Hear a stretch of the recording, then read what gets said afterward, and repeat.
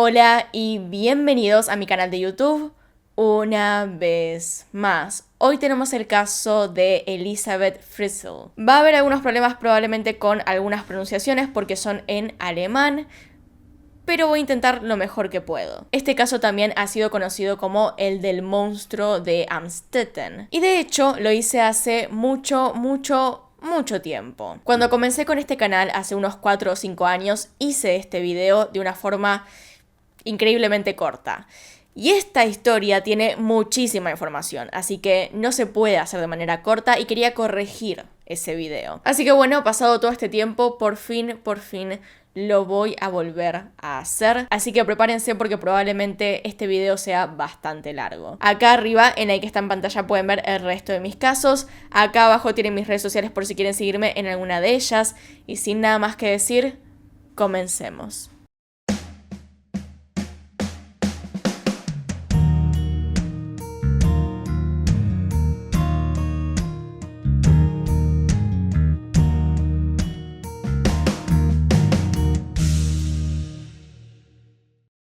Ella es Elisabeth Fritzl.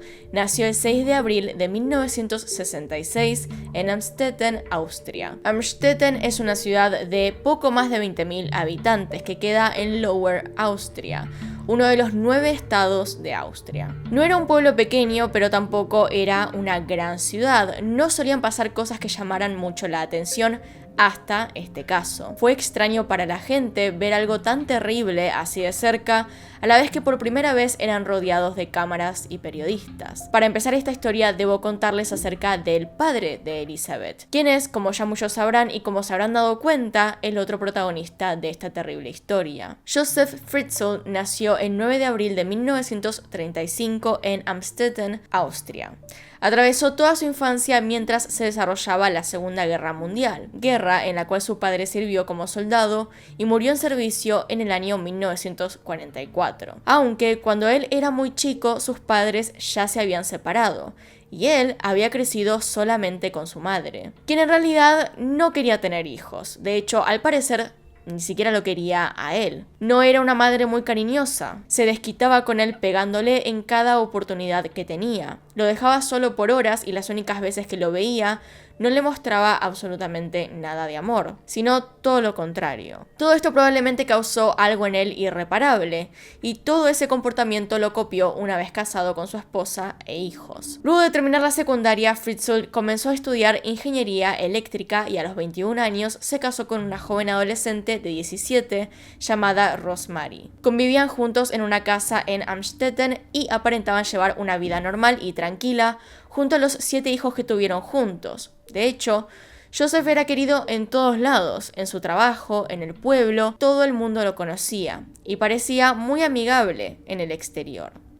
Pero esto estaba muy lejos de lo que en realidad pasaba dentro de su casa y con su familia. Joseph era un hombre muy violento, maltrataba a su esposa y también a sus hijos constantemente. En ese momento era, según lo describían, un hombre muy estricto. Sin embargo, cruzaba la línea de estricto. En un momento de su vida comenzó a tener ideas un poco más perversas. Él espiaba a la gente a través de las ventanas de sus casas, especialmente en momentos un poco más íntimos. Y con el tiempo comenzó a seguir a ciertas mujeres por las calles o en parques. Detrás de ellas comenzaba no solamente a caminar, sino que también a masturbarse. No porque quisiera que lo vean necesariamente, solo la seguía mientras hacía eso. También hay ciertas fuentes que informan que Joseph estuvo involucrado en intentos de abuso sexual o directamente en abuso sexual, uno de ellos siendo específicamente en 1967 cuando él tenía 24 años. Es decir, para ese momento había dado un paso extra. Había dejado de seguir a la gente y ahora estaba empezando a actuar. A 12 años de haberse casado, realiza un ataque siguiendo a una mujer y abusa de ella sexualmente después de entrar por la fuerza a su casa. Después de esto fue denunciado y tuvo que cumplir 18 meses de cárcel. En ese momento Rosemary no decidió irse y por lo tanto cuando él salió de la cárcel su familia todavía estaba con él. Lo que Joseph Fritzl hizo probablemente haya sido por el hecho de que no quería ser capturado por cumplir estas fantasías perversas que tenía. Necesitaba de alguien con quien pudiera hacerlo en la privacidad. Es entonces que nació Elizabeth, la cuarta de los 7 hermanos, quien tuvo que pasar una dura infancia, soportando los maltratos y abusos físicos por parte de su padre. Es en el año 1977, cuando Elizabeth tenía 11 años, que los abusos por parte de su padre comienzan a ser de otra índole, más bien de una índole sexual. Elizabeth durante toda su adolescencia no tuvo ni una pizca de privacidad. Su padre le revisaba absolutamente todo, la habitación, incluido su diario, y por su parte ella vivía escondida en su casa, por órdenes de su padre. La única vez en la que realmente la dejaba salir era con él. Antes de llevar a cualquiera de sus hijos o a su propia esposa afuera a hacer cosas, Joseph se llevaba a Elizabeth. Los abusos continuaron de manera frecuente durante los siguientes años. En un intento por tratar de escaparse del infierno que estaba viviendo, Elizabeth huyó de su casa a los 15 años y se mantuvo escondida junto con un amigo en Viena. Habían huido lo más lejos que podían en ese momento. Cuando la policía la encontró 3 semanas después, la devolvió a su casa con sus padres sin siquiera sospechar los horrores que se llevaban a cabo ahí o siquiera preguntar por qué había huido. Más allá del maltrato, era descrita por su familia como una niña muy dulce, que se sentaba por horas a mirar la ventana y mirar a la gente pasar. Era muy callada y muy tranquila, especialmente con su familia. En realidad, con sus amigos era menos tranquila. Se reía, se comportaba más que nada como una chica normal. Pero una vez que llegaban a su casa, aunque Joseph no dejaba pasar a nadie de la puerta principal, notaban que Elizabeth se volvía muy reservada, que cada vez que él aparecía, ella simplemente se callaba. Se volvió especialmente tímida frente a él. Tampoco participaba de cosas que eran comunes entre adolescentes, especialmente en conversaciones románticas, de si a alguna chica le gustaba a alguna persona de su clase. No participaba en esas cosas. Era como si el tema le diese cierto temor y, por supuesto, como deben imaginarse, Joseph no la dejaba tener novio ni nada parecido. No se podía acercar a los chicos, de hecho. La vida de Elizabeth siguió entre abusos y peleas cada vez más fuertes con su padre, hasta que a los 18 años, el 28 de agosto de 1984, Elizabeth Fritzl, de un día para el otro, desaparece. No se lleva en ese momento ninguna de sus pertenencias, tampoco dinero o identificaciones que fueran útiles para irse a otro país o estado. Simplemente se había ido. Es muy difícil explicar cómo es que nadie se dio cuenta, en especial la madre, de lo que realmente le estaba ocurriendo a Elizabeth. Luego de la desaparición, la madre se empezó a preocupar, pero no fue hasta un mes después que hizo la denuncia a la policía por su desaparición. Para calmar las preocupaciones de su esposa y en especial para tratar de que la policía no se involucre en ninguna investigación que pudiera llegar a comprometerlo, Joseph ideó una historia bastante increíble. Lo increíble es que la familia realmente haya pensado que esto era verdad. Joseph hizo llegar una carta de Elizabeth en la que contaba que se había ido para formar parte de una secta y que empezaría una nueva vida así. Esta carta estaba escrita por la mismísima Elizabeth, pero obviamente era falsa y no era más que una carta que Joseph la obligó a escribir. Como esto coincidía con los escapes y el comportamiento de Elizabeth de querer irse, no había mucho más que decir. Sus amigos aún así no creían que esa fuera la verdad. La conocían y sabían que no habría forma de que se pudiera ir, y mucho menos unirse a una secta. Ella no salía de su casa casi nunca, no podía escaparse tampoco, eso era imposible con ese padre, solamente salía a la escuela, su familia era muy estricta. Tendría que haber conocido a alguien perteneciente a un grupo así, y Elizabeth no podía, simplemente no había forma de que eso pasara. Tanto Rosemary como sus hermanos y vecinos se quedaron con la idea de que ella había huido para formar parte de esta secta. De todas formas, hubo gente a la que le parecía un poco extraño y que de todos modos la buscó, como por ejemplo su tía Christine Runner. Lo increíble es que aunque ella estaba activamente alerta, tampoco notó lo que realmente estaba ocurriendo, aunque sí veía que Joseph era un tanto anormal. Les voy a explicar cuál era la terrible verdad detrás de esta historia y por qué me resulta tan extraño, nos resulta a todos tan extraño que nadie haya notado o hecho algo, aunque tiene su explicación.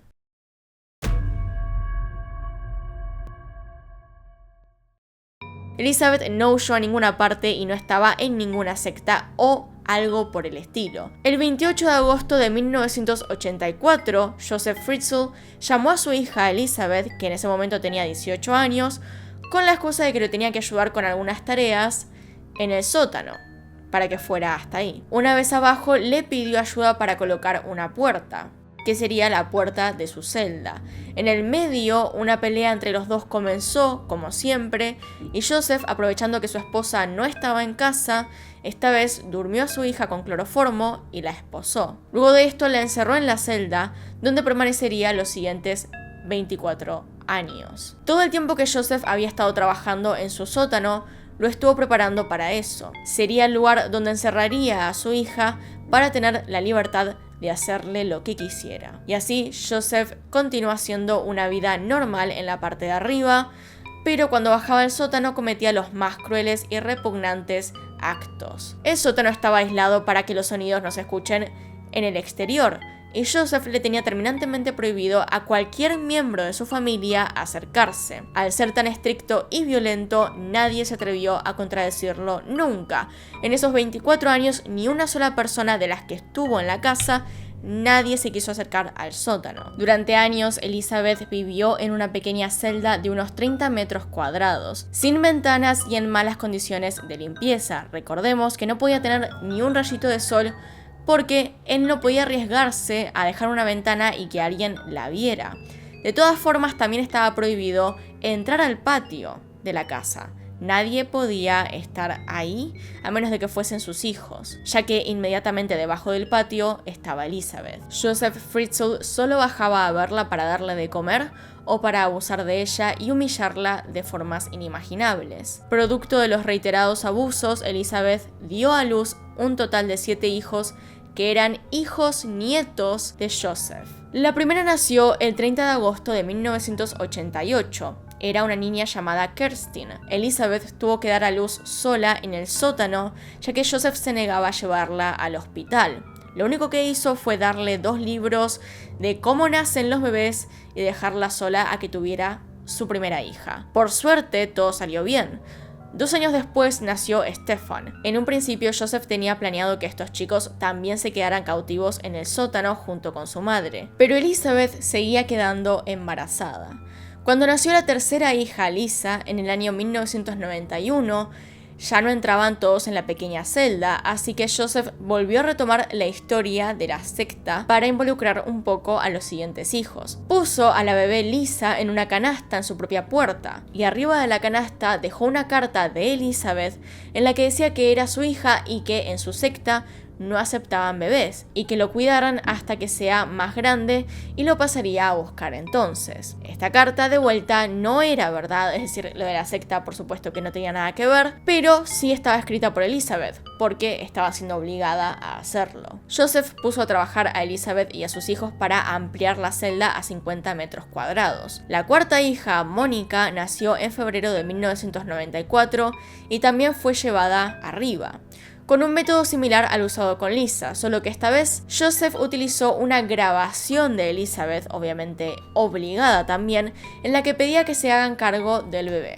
igual que la primera vez. En abril de 1996 nacieron 2 gemelos, de los cuales uno falleció 3 días después del nacimiento. Lo que tenía era tratable, pero Joseph se negaba otra vez a llevarlo al hospital, a pesar de que Elizabeth se lo rogaba una y otra vez. Él lo dejó morir, tomó el cuerpo y procedió a incinerarlo para que no quedaran pruebas del mismo. El otro gemelo, Alexander, el que vivió, fue llevado arriba con la misma historia que los hermanos anteriores. El último hijo, Félix, nació en diciembre del 2002, pero Joseph decidió dejarlo en el sótano ya que creía que Rosemary no toleraría la llegada de otro hijo que supuestamente enviaba Elizabeth. Esto generó una situación en la que 3 de los hijos, conocidos como los hermanos de arriba, vivieron en la casa criados por Fritz y Rosemary, no teniendo la más mínima idea de lo que sucedía en el sótano de la casa. Mientras que los 3 hermanos restantes, conocidos como los hermanos de abajo, vivían en cautiverio en la pequeña celda junto con su madre. Joseph les dijo además que si intentaban escapar entraría gas por la ventilación y que esto los mataría. Por otro lado, si tocaban la puerta principal les daría un choque de electricidad, así que no podían intentar escapar. Tampoco podían comprobar todas estas cosas, pero le tenían tanto miedo que preferían no intentarlo. A pesar de las torturas, Elizabeth sostuvo la mejor vida que pudo para sus hijos. Les enseñó a leer y a escribir, les daba clases y todo el amor que podía. Además tenían sus rutinas bien hechas, más que nada para no perder la cordura ahí dentro. Joseph era un hombre extremadamente sádico. Él disfrutaba el dolor de las demás personas. A aquellos que estaban arriba los había elegido por ser los bebés más ruidosos para que no llamaran tanto la atención. Y a ellos les daba un trato especial, en el sentido de que les daba una vida normal, pero también divertida, es decir, ellos podían disfrutar no solamente del sol, sino que también del jardín, al cual otras personas no podían entrar, además de disfrutar también de algún que otro juguete. Entonces, lo que Joseph hacía era sacarle fotos a estos momentos que creaba con sus hijos de arriba y les mostraba a los que estaban encerrados cómo eran esas vidas. No en un intento de tener empatía ni intentar mostrarles esperanza, sino todo lo contrario. Les mostraba lo que era el sol, el jardín, todas estas cosas, solamente para ver su sufrimiento. Por su parte, Joseph había dejado de trabajar como ingeniero para crear su propia empresa de bienes raíces. De esta manera, sus horarios eran más flexibles y podía volver al sótano para seguir con las torturas. Además, cada tanto se iba en viajes de negocios y desaparecía por días. Aprovechaba ese tiempo para hacer compras en lugares remotos o tirar la basura del búnker donde nadie lo viera. Dividía esos días en dos partes, una parte para la familia oculta y la otra para la familia visible. A la visible le iba a hacer las compras al supermercado local para que todo el mundo lo viera, nadie sospechaba nada, y para la familia oculta se iba hasta el lugar más lejano posible y ahí hacía las compras para que nadie pudiera reconocerlo y preguntarse por qué hacía eso, por qué compraba tantas cosas, ni nada por el estilo. Es así como pasan 24 años de estas rutinas de Elizabeth criando a sus hijos en cautiverio, en un lugar sin ni un rayo de sol. Imaginen lo que causa crecer sin ni un poco de luz solar. Sin embargo, todo esto cambia el 19 de abril del 2008. Kirsten, la primera hija de Elizabeth, se encontraba enferma y se sentía muy mal. Durante varios días Elizabeth le suplicó a Joseph para que la llevara al médico para ser atendida. Ese día, el 19, finalmente aceptó y la llevó al hospital local. Kirsten fue internada en el hospital presentando un severo cuadro de fallas renales, lo cual era un caso urgente. Una de las primeras cosas que notaron fue que la chica no tenía papeles. No era nadie para el Estado. No había registros de su existencia en ningún lado, ya que recuerden que nació en el búnker y nunca más salió. Es decir, realmente nadie sabía que esta persona existía. Mientras los médicos la atendían, descubrieron algo que le llamó la atención aún más. En el bolsillo de la joven había una nota que de hecho estaba escrita por Elizabeth y puesta en su bolsillo a propósito, donde pedía ayuda y contaba la situación que estaba viviendo. Al buscar el nombre de Elizabeth, se dan cuenta que la madre de Kirsten era una mujer que había estado desaparecida por años. Cuando los médicos le preguntaron a Joseph sobre esto, él dio una respuesta que dejó con varias dudas al personal, así que decidieron dar aviso a la policía. La policía, por su parte, descubre que este supuesto abuelo de la chica hospitalizada es también el padre de Elizabeth Frizzle. Esto por sí solo no sería extraño, pero la situación generada en el hospital hacía ver que algo estaba ocultando. La chica no tenía identidad a pesar de ser su nieta y él respondía a todo de mala manera. Parecía enojado todo el tiempo, era arrogante y a la vez no quería contestar las cosas importantes, cosas que podrían salvar a su nieta y ayudar a dar un mejor diagnóstico de la situación en la que se encontraba. Él dijo primero que su nieta Kirsten había sido dejada en la puerta de su casa con una nota que parecía ser parte de Elizabeth. La misma decía que estaba enferma y que cuidaran de ella. La policía comenzó a interrogar a Joseph, quien nuevamente quiso engañarlos con la historia de que Elizabeth estaba en una secta, pero esta vez la policía tenía ciertas dudas acerca de esta historia, así que continuaron investigando. Los doctores se hicieron presentes ante la búsqueda de Elizabeth, pidiendo que vuelva porque no tenían registros médicos de su hija.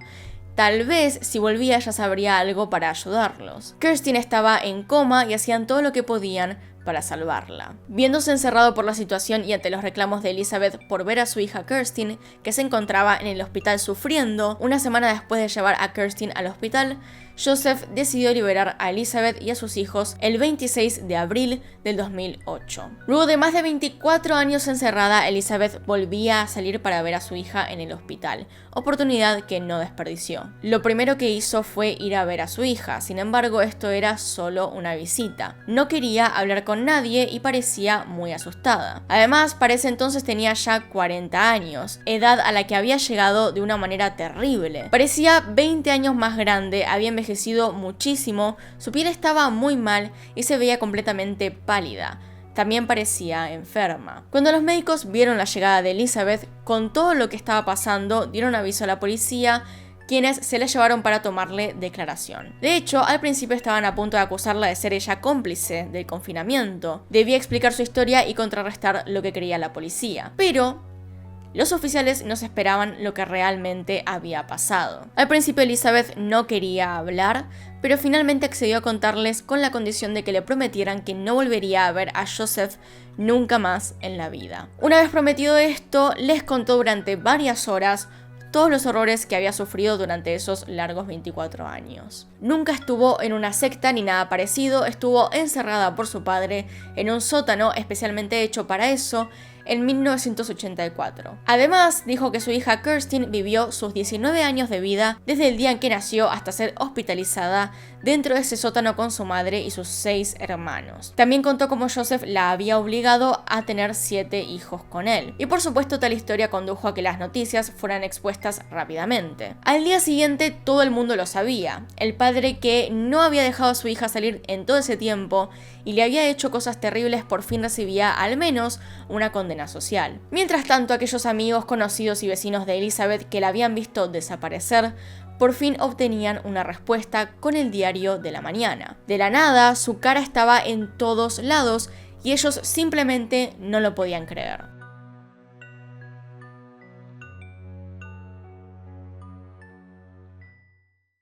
Como dije al inicio del video, Joseph Fritzl no quería volver a prisión.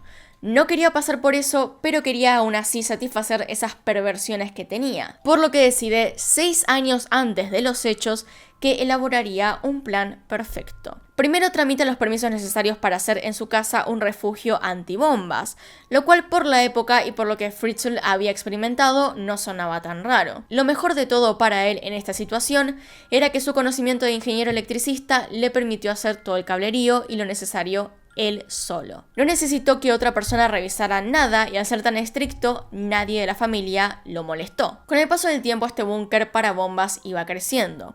Con el temor de que su familia pudiera desobedecerlo, puso una traba en la puerta para más seguridad.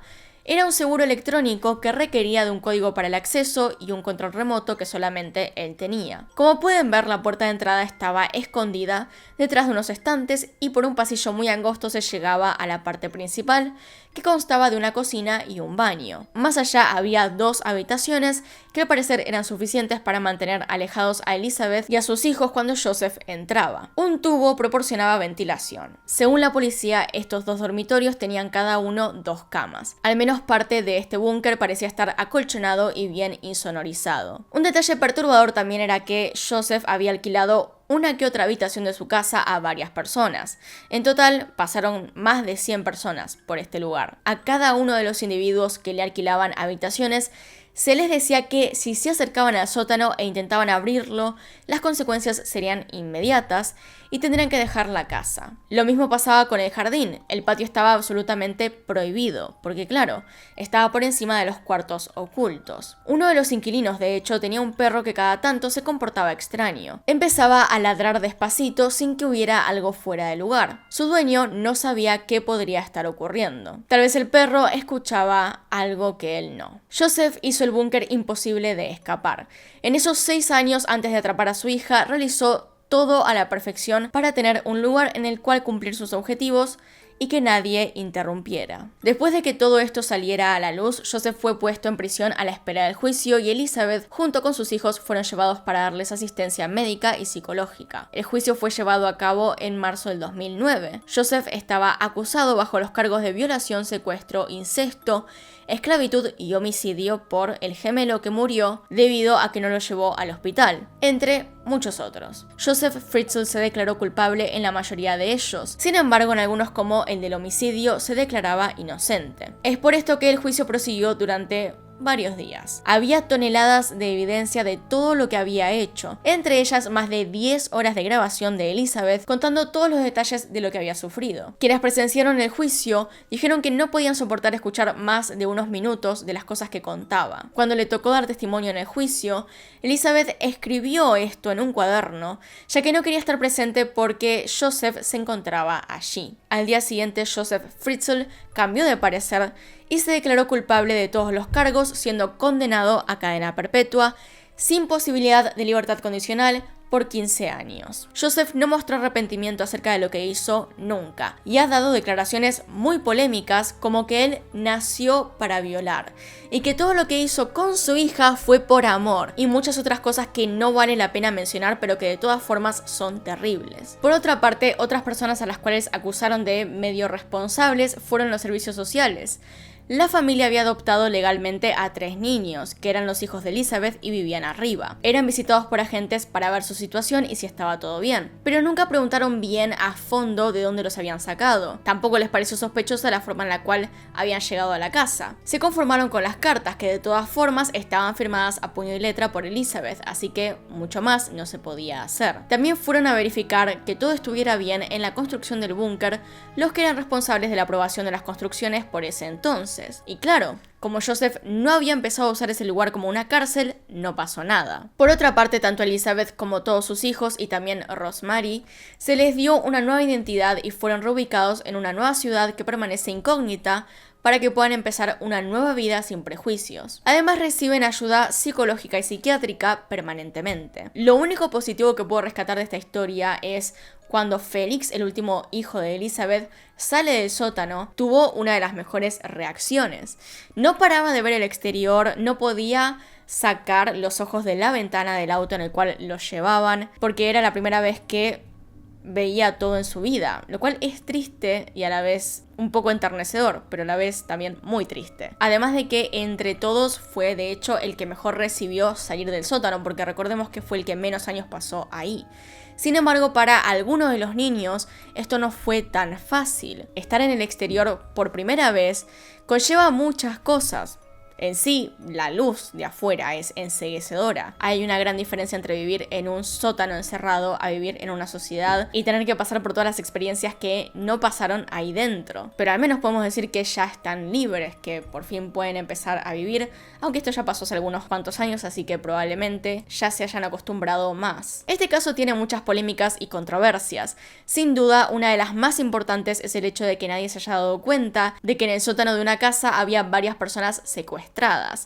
Hay varias versiones que dicen que algunos vecinos sospechaban, pero que no era algo común de esa época que los vecinos se metieran en la vida de otras personas. No estaba bien visto involucrarse en estos asuntos, pero como ya vimos en este caso no hay de otra forma. Usualmente si nadie va al rescate de otras personas no pasa nada. Les dejo un video de esos ahí arriba si quieren ir a verlo. Una de las personas más criticadas por todo esto, incluso por la propia Elizabeth, fue Rosemary. Elizabeth contó que le era difícil creer que no se haya dado cuenta y que se creyera toda la historia de la secta y demás cosas. Algunos piensan que Rosemary pudo haber sido cómplice en todo esto. Sin embargo, la justicia desestimó cualquier cargo en contra de ella. Una de las posibles explicaciones es que Rosemary simplemente sufrió abusos por parte de Fritzl, así que seguramente le tenía miedo. Es por esto que no lo contradecía y acataba sus órdenes, como que no podía acercarse al sótano, por miedo a sufrir las consecuencias. La realidad es que probablemente se haya dado cuenta. Por ahí no quería creer que su hija estuviera encerrada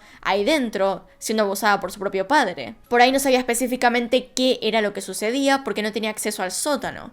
Si llegaba a entrar y su esposo se daba cuenta, no sabemos qué le podría haber pasado. En un caso como este, donde hay tanto maltrato psicológico y físico, es difícil que una víctima simplemente se levante ante su agresor y lo desafíe. Descubrir algo tan terrible como lo que estaba pasando sin poder realmente hacer nada nada, porque recordemos que tenía no solamente contraseña a la puerta en el sótano, sino que tampoco se podía acercar a metros del sótano. Descubrir que algo así estaba pasando en su propia casa, algo tan terrible, podría haber sido aún peor psicológicamente, ya que no podría haber hecho nada. Probablemente dentro suyo había mucha negación. Teniendo en cuenta también que la familia tuvo a disposición psicólogos y que se los habrá examinado para determinar lo que estaba pasando dentro de la casa, dudo que haya sido cómplice por voluntad propia, en todo caso. Más bien sería cómplice por no intentar descubrir lo que estaba pasando. Pero de vuelta, era víctima de abuso, igual que todos los hijos y todas las personas que estaban dentro. Según se pudo saber, Elizabeth y sus hijos hoy en día están bien de salud y tratando de seguir adelante con sus vidas, luego de todo el horror que sufrieron. Así que bueno, hasta acá llegamos con toda la información. Díganme qué opinan del caso ahí abajo en los comentarios. Acá están los Patreons y los miembros del canal, gracias por apoyarme a través de esos medios y sin nada más que decir. Acá tienen un video nuevo, acá tienen un video recomendado, se pueden suscribir haciendo clic en mi cara y nos vemos en otro video. Adiós.